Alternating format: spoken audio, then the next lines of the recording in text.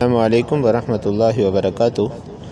آج ہم سجدہ سہو کا مسئلہ بیان کریں گے کہ نماز میں سجدہ سہو کن چیزوں سے لازم آتا ہے، اور دوسری بات یہ ہے کس طرح ادا کرنا چاہیے۔ اس کے متعلق دو سوال ہیں۔ پہلا سوال یہ ہے کہ نماز پڑھتے وقت کون کون سی یا کس قسم کی غلطی ہو جائے تو سجدہ سہو کرنا پڑتا ہے۔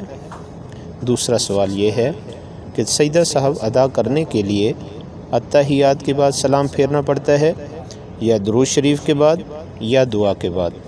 یہ دو سوال ہیں سجدہ سہو کے متعلق۔ تو اس کا جواب یہ ہے کہ سجدہ سہو واجب ہونے کا سب سے پہلے تو اصول سن لیں۔ سجدہ سہو کے واجب ہونے کا اصول یہ ہے کہ فرض کی تاخیر سے یا واجب چھوٹ جانے سے یا واجب کی تاخیر سے سجدہ سہو واجب ہوتا ہے۔ آگے ان کی جزیات بے شمار ہیں۔ اصول میں نے آپ کو دو اصول بتائے ہیں۔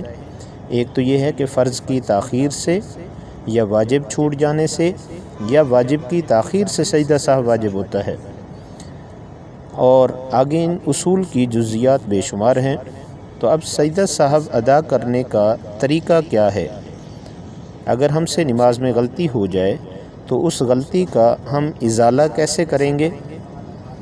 اس کا طریقہ یہ ہے کہ آخری قاعدہ میں عبدہ و رسولہ تک پڑھ کر ایک طرف سلام پھیر دیں، پھر دو سجدے کریں، دوبارہ تحیات پڑھیں اور درود شریف پڑھیں اور دعا کے بعد سلام پھیر دیں، تو سمجھے کہ سجدہ سہو ادا ہو گیا اور نماز میں اپنی غلطی کا ازالہ ہو گیا۔ بہت شکریہ۔ اس طرح کے مزید مسائل سننے کے لیے چینل کو سبسکرائب ضرور کر دیں، انشاءاللہ بہت فائدہ ہوگا۔